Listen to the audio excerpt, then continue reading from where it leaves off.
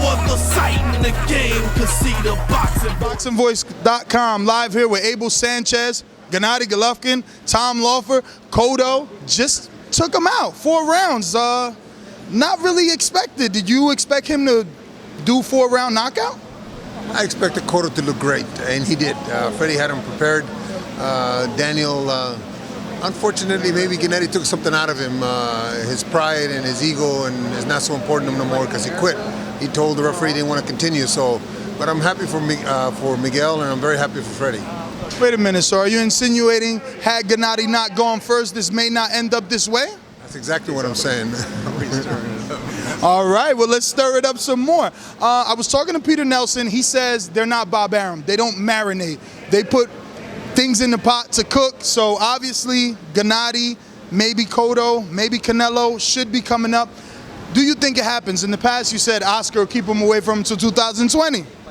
Well, you know, Canelo would be more likely to fight Golovkin, but just the interview today with Max, when they asked him about Canelo, that is Miguel, when they asked him about Canelo, he went on a 5-minute speech. Then they asked him about Golovkin, and he's stuttering. So I don't think Miguel would fight us, but I hope the way he looked tonight, it's encouraging for Freddie, and it's encouraging for him, and it's encouraging for his team that they think they can beat Gennady. They keep saying about the holes that Gennady has in the Monroe fight.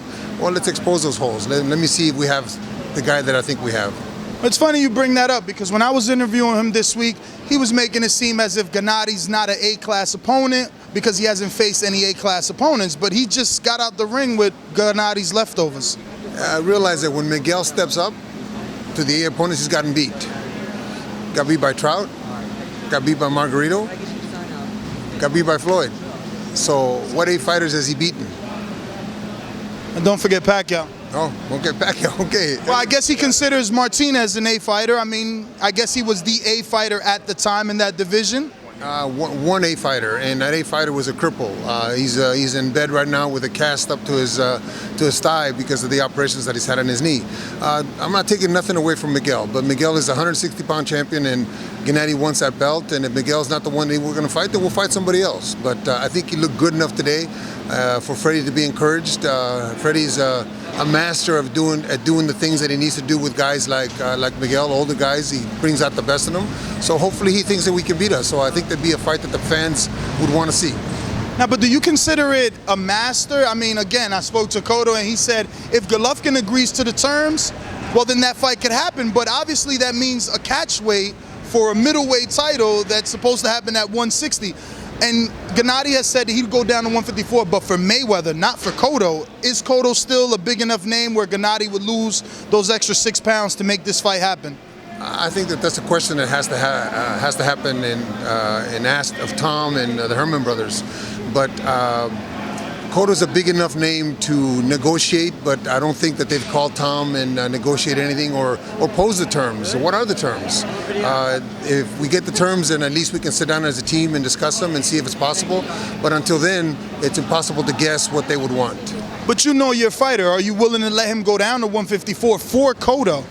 Again, it all depends on, not even a discussion yet, so it all depends on what they propose. Now, Tom's got to have a sheet in front of him that says this is what they want, and then we as a team will get together, and if it's all in line with what we think and Gennady likes the idea, then we'll do it. I see. You guys are playing it smarter than Canelo. Canelo went out there and told Floyd he'd do 152. Now he was stuck at 152. So you don't want to say too much to not make Cotto make you stick to something? That's not necessarily too much. We don't even know what he wants us to stick to. There could be points that are negotiable. There could be points that if you give up one, you take the other one. There's all kind of ways of negotiating. But again, I'm fortunate that I don't have that headache. I coach Gennady, and then I advise Tom and the Herman brothers to what's best for Gennady. And if we come up with the right terms, I'm sure that fight can be made. Cotto's got to speak up. Cotto's got to come to Tom and say, "Here, this is what it is."